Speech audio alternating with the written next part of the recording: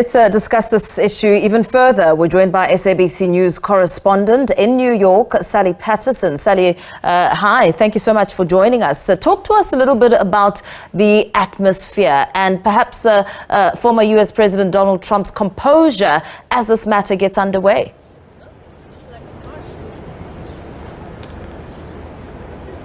Well, earlier we were here outside court and there was an atmosphere, as there often is outside when Donald Trump is inside the court building here in New York City. We saw several of his supporters standing outside holding flags and signs showing that they continue to support the man they believe is really the true president of the United States and they want to see back in the White House at the end of this year. There was a small gaggle as well of anti-Trump protesters standing there, but a very small group indeed. Now, Donald Trump has been inside throughout the day on Monday, watching as this case begins. It's his first criminal trial of this type, the first in US history of a former president. He's sat watching as the day's events have unfolded. He's sat back in his chair. Now, there aren't any cameras inside that courtroom. This isn't a televised court. It's not a televised trial, but we have seen sketches starting to come out throughout the day, and we can see Donald Trump sat among his lawyers watching as proceedings unfold and as this court case, which is set to last between 6 and 8 weeks, begins here in New York. What about the merits of this case? I mean, it is a pretty big deal that Trump becomes the first U.S. president, former U.S. president, to undergo criminal trial over charges of falsifying his records to hide his affair with Stormy Daniels. But in essence, as the court tries to determine the merits of this case, what is the hook?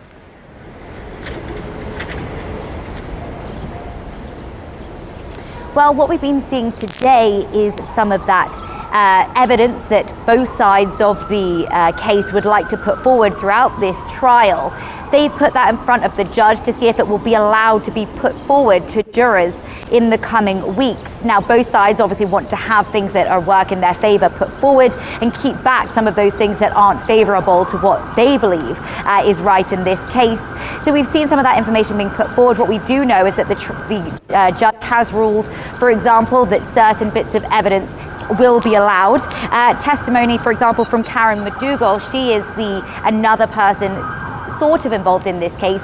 She also alleges that she had an affair with Donald Trump, and she alleges that she was given money as well to keep quiet about that alleged affair. Now, that is an allegation that Trump's team deny, but this is what prosecutors say is part of this catch and kill approach, trying to really keep back any of these stories in the lead up to the 2016 election that could have a negative impact on Donald Trump's ability to get into the White House in that election. But then there is some testimony, some evidence that won't be allowed to be put before jurors. That includes the so-called Access Hollywood video where Trump is heard talking about groping women, and the judge says that is just too prejudicial to be put forward in this case.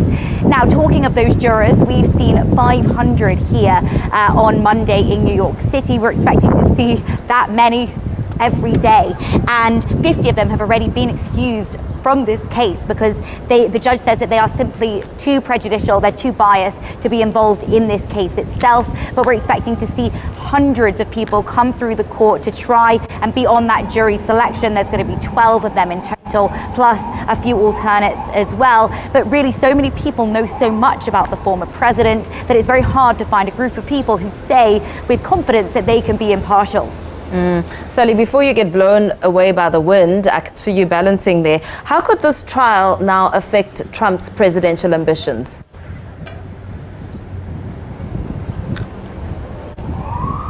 Well, Trump is the frontrunner in the Republican race to get back into the White House later this year. He's very easily beat his former rivals who have dropped out one by one, as it's become clear that he is the person that Republicans want to back to return to the White House. And there are people here watching this case very closely who say actually these cases don't really harm him at all. In fact, when we've seen him inside the court over the past few months, and those are on both criminal and civil charges, what we've seen is actually his ratings tend to stay the same or even go up, with many people claiming that this is a political campaign by his opponents to try and keep him from returning to office. They say like he says, and they say back to him, his supporters, they say that this is really just a smear by political opponents. They say that President Joe Biden is the one behind this, trying to keep him out and trying to keep him from returning to the office. And so we're going to hear more of that rhetoric over the coming weeks, I'm sure. It's already something we're hearing here, something that Donald Trump said to reporters outside the court before he went in on Monday. And that language, that political language that we're seeing, is something that we're likely to see in the next few months as we get closer and closer to November's presidential election. Now, outside of that court, have you seen any reaction to some of those allegations or suggestions that this is a politically motivated case?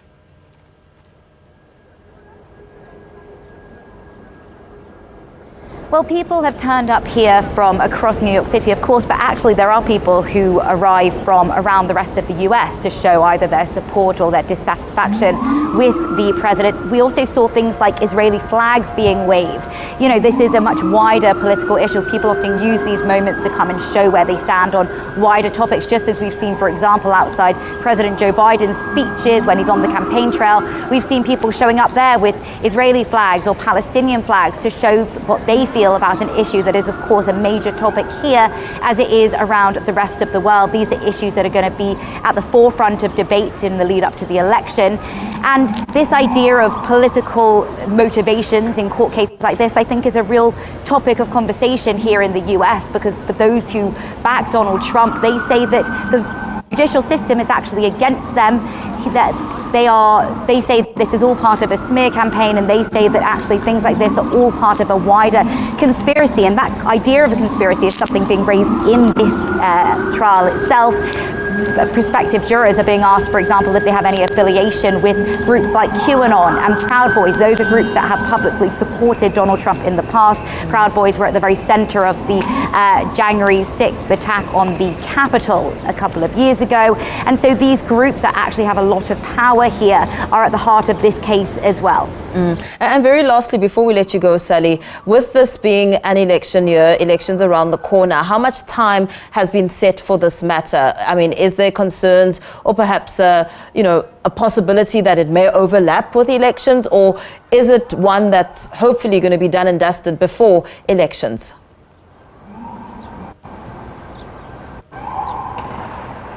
Well, I'm sure Donald Trump is hoping to nip this in the bud really as soon as he possibly can.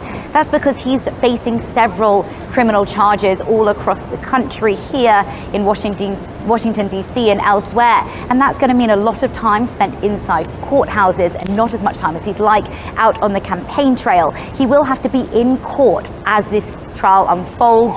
And he's talked about, for example, doing campaign events in the evenings to make up for all that lost time in the day. But don't forget that his team is also using this as part of his campaign as well, sending out emails, newsletters, trying to drum up that support, raising funds as well for his political campaign as part of this wider trial taking place. We understand that jury selection could take up to 2 weeks here, and we're already seeing it literally going on as we speak. The trial itself could take somewhere between 6 and 8 weeks. It's not meant to be sitting on a Wednesday, for example. It won't sit at the weekends, but the other days of the week, all of those involved are expected to be here. The judge gave a sense of a timeline earlier on Monday to give an indication of what we're expected to see over the next few weeks. But of course, there's no guarantee that it will be wrapped up in those 8 weeks if things go awry, if more testimony comes out, if there's more scandal, if there's more confrontation, for example, on social media, attacks on court officials. These are all things that we've seen in cases involving Donald Trump before, and things that could happen here in the coming weeks. Sally Patterson, let's leave it there for now, and thank you, of course, for that update. SABC news correspondent giving us the latest on a developing international story, which we will continue, of course, to keep a very close eye on.